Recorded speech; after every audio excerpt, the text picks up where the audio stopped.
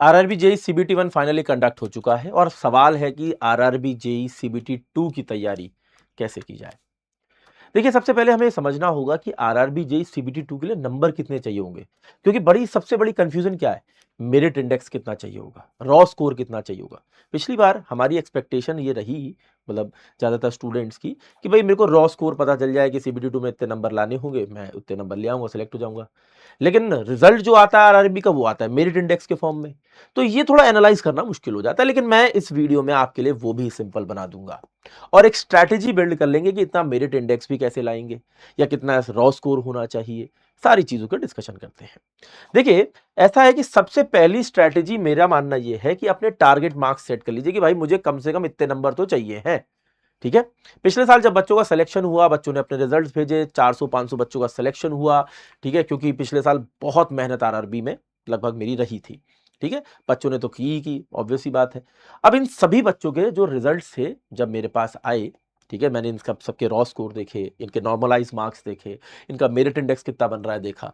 ठीक है, और करीब करीब मेरे पास बहुत से बच्चों के रिजल्ट हैं, लगभग लगभग आप मान के चलिए 15,000 बच्चों के रिजल्ट होंगे। जब इन सबके रिजल्ट्स को निकाला, समझा कि भाई क्या हो रहा है, कैसे हो रहा है, तो समझ में आया कि किसी भी जोन, अब देखिए मैं जोन वाइज जाऊंगा तो बड़ा लंबा प्रोसेस हो जाएगा, आपके लिए समझना भी मुश्किल होगा। ठीक है, इसीलिए मैंने एक कंसोलिडेटेड नंबर बनाया कि भाई अगर बच्चे ने किसी भी जोन से अप्लाई किया था और सिविल इंजीनियरिंग का स्टूडेंट था, ठीक है, तो उसको रॉ स्कोर के हिसाब से कम उसके नंबर 77 रहे। जैसे कुछ जोन से जहां पे कट ऑफ कम भी गई, कुछ जोन से जहां पे ज्यादा भी गई। ठीक है, ज्यादातर वो बच्चे थे जिनकी 77 से 94 के बीच में रॉ नंबर बने थे, और जिस बच्चे के 90 के ऊपर मान लो कि अगर थे, उसका सिलेक्शन हुआ ही है, वो किसी भी जोन में हो।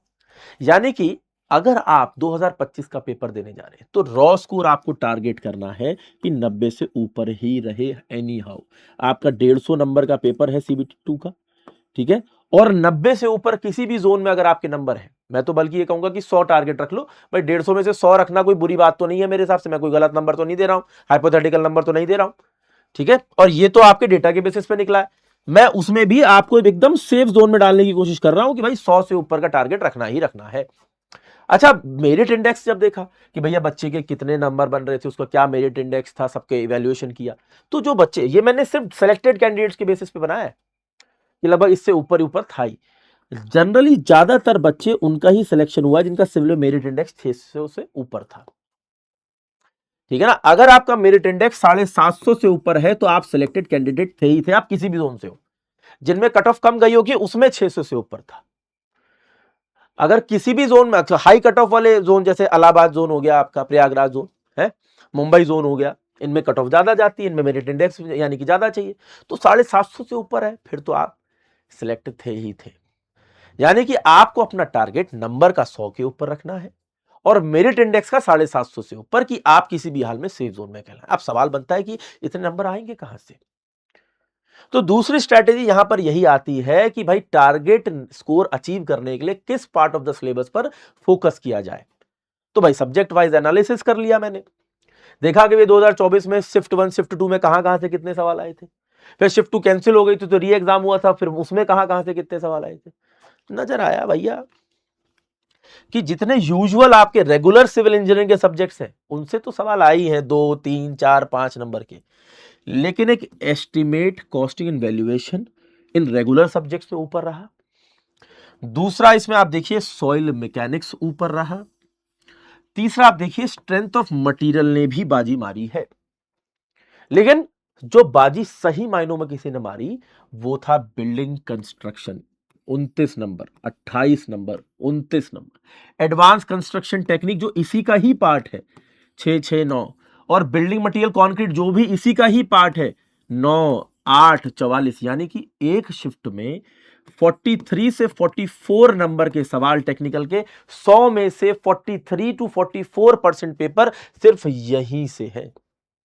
यानी कि अगर आप एक अच्छा स्कोर आरआरबी जेई में अचीव करना चाहते हैं तो बिल्डिंग मटेरियल, जो कि आप रेगुलरली लगभग हर एग्जाम के लिए पढ़ते हैं, लेकिन बिल्डिंग कंस्ट्रक्शन और advance construction technique, building construction के अंदर बिल्ड सब structure, super structure, building finish, building maintenance, building drawing, ये सारी चीजें इसके अंदर आ जाती हैं और इन पर फोकस करना होगा।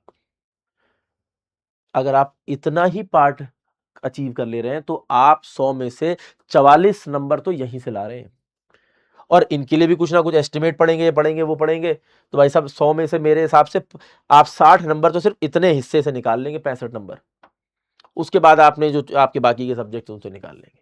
65 नंबर यहां से निकाल लिए, 50 नंबर नॉन टेक में से कुछ लाओगे यार, है।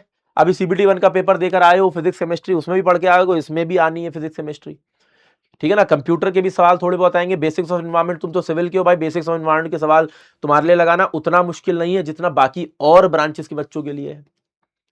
मतलब आपके लिए अचीवेबल नंबर है, बस you need to focus on कि किस पार्ट पर। अब मेरे को भाई साहब मन होता है कि मैं हाईवे खूब पढ़ूं, हाईवे जब 3 नंबर 4 नंबर की आ रही है तो भाई इससे ज्यादा नंबर थोड़ी आ जाएंगे। जब इसमें आती ही कम नंबर की है तो भाई मैं कितनी भी मेहनत कर लूं, कितना भी समय दे दूं, नंबर तो मेरे को उतने ही लाके देगी।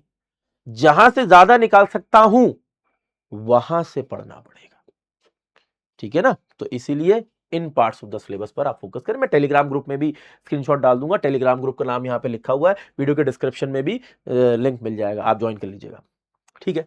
ठीक है, तो हमें एक चीज ये समझ में आ रही है कि भाई टेक्निकल वाले पार्ट में 50% पेपर कहां से बन रहा है कम से कम, बाकी फिजिक्स केमिस्ट्री इन सबसे भी थोड़े बना लूंगा। 100 नंबर मेरे को बनाने हैं, स्ट्रेटेजाइज कर लो।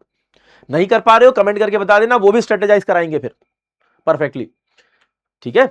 चलिए, अच्छा, सीबीटी 2 के अंदर कैलकुलेटर भी अलाउड होता है। हालांकि आरआरबी जेई सीबीटी 2 बहुत ज्यादा खास कोई न्यूमेरिकल पूछता नहीं है। अगर आप 2024 का 2019 का पेपर देखेंगे तो न्यूमेरिकल 4 या 5 न्यूमेरिकल पूरे पेपर में आए हैं, टेक्निकल की बात कर रहा हूं, ठीक है ना। और उस 4-5 न्यूमेरिकल के अंदर भी कैलकुलेटर एक आध सवाल में जरूरत पड़ी है बस। 2024 में तो पड़ी ही नहीं, 2019 में एक सवाल था जिसमें पड़ी थी जरूरत, लेकिन चलो अगर पड़ेगी। लेकिन अभी जो इनका पेपर एनालिसिस है वो ये कहता है कि बहुत ज्यादा कैलकुलेटर बेस्ड क्वेश्चन या न्यूमेरिकल्स पे फोकस करने की आपको जरूरत नहीं है। मैं ये नहीं कहता कि करो मत, मैं ये कहता हूं कि ठीक है कम करो, ठीक है ना। लेकिन ऐसा नहीं है कि बिल्कुल जैसे गेट के पेपर में भैया न्यूमेरिकल ही प्राइम फोकस होता है तो तुम यहां भी लगे हुए कि भैया मैं तो गेट की तैयारी कर रहा हूं तो मैं न्यूमेरिकल कर रखे मैंने, तो मैं तो बहुत फोड़ दूंगा पेपर ना। यहां की डिमांड अलग है बिल्कुल, ठीक है ना। Building construction, advance construction technique किसी और एग्जाम में नहीं आता जितना यहां आ रहा है। आप देखिए पेपर का 44% बना रहा है यार। अगर सिर्फ इतना हिस्सा ले लूं तो 35% पेपर तो सिर्फ बिल्डिंग कंस्ट्रक्शन और एडवांस कंस्ट्रक्शन टेक्निक से है। और ये सिर्फ ऐसा नहीं कि 2024 में हुआ, 2019 का पेपर भी उठाओगे उसमें भी मिलेगा।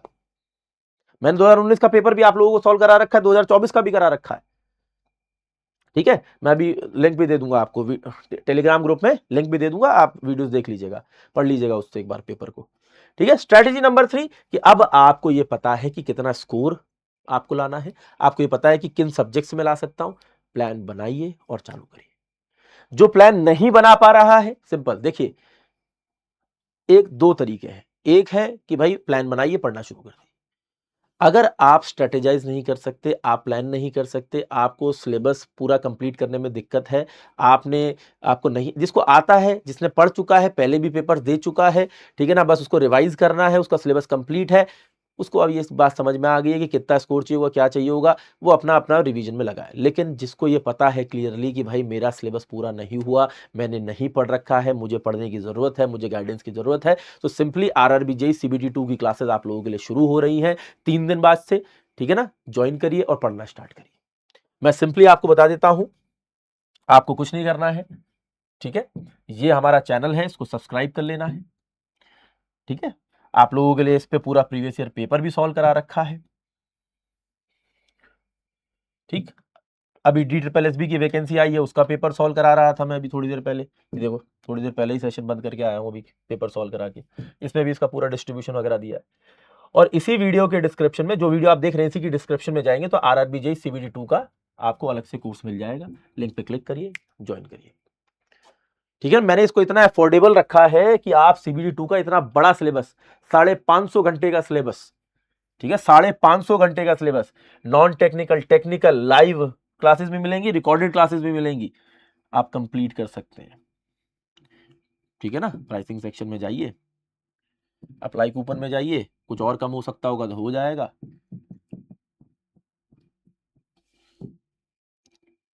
1837 रुपए, मतलब इससे सस्ता क्या हो सकता है। जब तक आपका एग्जाम नहीं हो जाता, till exam date of RRB JEE CBT 2 आपके पास ये कोर्स रहेगा, पढ़िए, कंप्लीट करिए।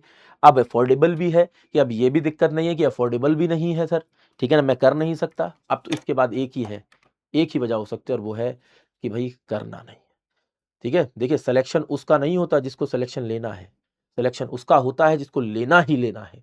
अब डिसाइड करिए कि सिलेक्शन लेना है या लेना ही लेना, क्योंकि इतने बड़ी लिस्ट के अंदर एक छोटी सी वैकेंसी के अंदर आपको अपनी टॉप लिस्ट बनाने के लिए सिलेक्शन लेना ही लेना है, वो वाली जिद होनी चाहिए। तो जिद अच्छी बात है, लेकिन अपने सिलेक्शन के लिए। तो जिद लाइए, सिलेक्शन लीजिए, पढ़िए और करिए, ठीक है। मैं फिर याद दिला दूं, एक तरीका है कि अगर आपको पता है क्लियरली कि मैं रेडी हूं, रिवीजन पे समय लगाइए। अगर नहीं रेडी है, आपको पता है, ये अंदर से पता होता है, तो ज्वाइन कीजिए और पढ़ना स्टार्ट कीजिए। सिंपल। टेक केयर, जय हिंद। और भी कोई डाउट हो तो कमेंट कर दीजिएगा, ठीक है, मुझे बता दीजिएगा।